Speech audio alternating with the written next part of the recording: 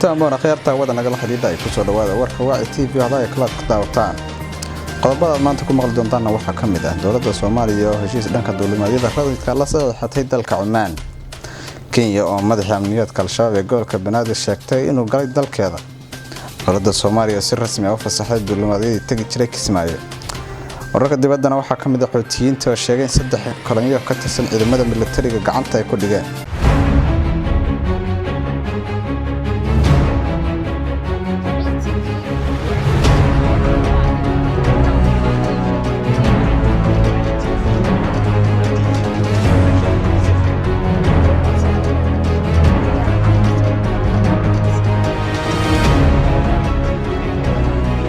intaas waa qodobada aad maanta ku daawan doontaan warkeena haatan qodobka ugu horeeya warkeena dawladda federaalka Soomaaliya ayaa si rasmi ah u fasaxday dawladnimada rayidka ee Muqdisho ee Kismaayo ee xarunta gobolka Jubbada Hoose wasiirka hoggaanka wasaaradda ahna kusimaha wasiirka warfaafinta Aadan Isaaq Cali ayaa sheegay in go'aan ka soo baxay dawladda Soomaaliya lagu fasaxay dawladnimada rayidka ee magaalada Kismaayo kadib codsiga yimid shacabka dawladda ayaa toddobaadka la soo dhaafay xayiraad saartay dawladnimadii tooska ah ee Kismaayo iyadoo arintaas saameyn badan ku yeelatay dadka shacabka ee halkaas tagi jiray sidoo kale xayiraadda dawladda federaalka Soomaaliya saartay dawladnimada ayaa waxa ka dhashay dhibaatooyin dhanka caafimaadka iyo kuwa nolosha wasiirka dawladda hawada Soomaaliya Mudane Maxamed Cabdullaahi Salaad Omar ayaa isagoo ku sugan dalka Kanada sheegay in heshiis muhiim ah la galeen madax ka soo socda dalka Oman kuwaas oo qayb ka ah shirka caalamiga ah ee hay'adda dawladda hawada adduunka ee ICAO wasiir Omar oo heliyo maareeyaha hay'adda dawladda hawada Soomaaliya Axmed Macalin ayaa waxa heshiis isafgarad la galeen wafdi hay'adda dawladda hawada ee Saldanada Oman waxaana isku afkarteen socodka dawladnimada labada dal iyo horumarinta arrimaha dawladnimada rayidka ee labada dal heshiiska ayaa waxa uu barbar socday shirkii uga socday wadamada adduunka xubnaha ka hay'adda dawladda hawada caalamka ee ICAO magaalada Montreal ee dalka Canada oo wajigiisii labaad oo ah doorashada qaybaha koowaad ee labada wadamada xubnaha ka noqonaya guddiga joogtada ee 3 sano soo socota Soomaaliya waxa shirkaasi ku matalaya Mudane Maxamed Cabdullaahi Salaad Omar wasiirka gaadiidka ee dawladda hawada xukuumadda Soomaaliya iyo wafdi hogaaminaya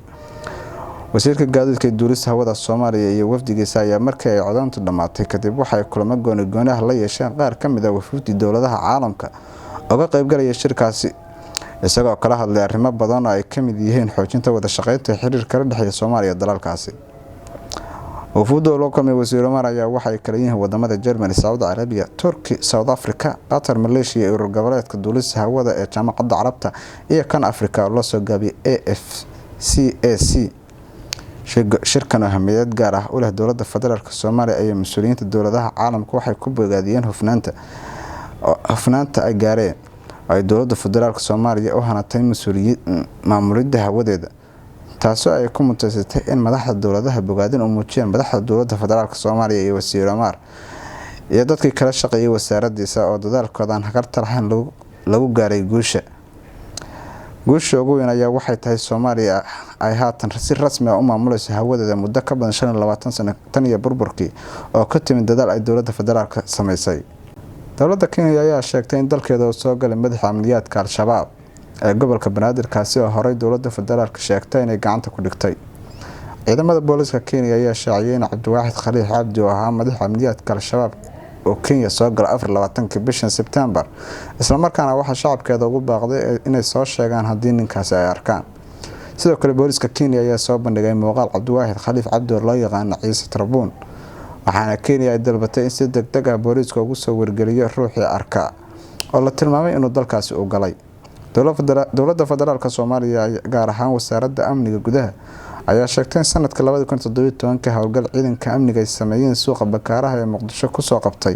madaxa amniyaadka dagaalamayaasha al-shabaab ee gobolka Banaadir sidoo kale dawladda federaalka xilligaasi ayaa sheegtay in Cabdiwaaxid Khaliif Cabdi la soo taagi doono maxkamad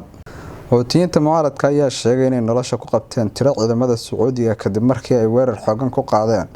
goob ku dhow xadka labada dal ee wadaagaan afayeen ciidamada xoutiyiinta ayaa sheegay in 3 guuto ka tirsan ciidamada Sacuudiga is dhiibeen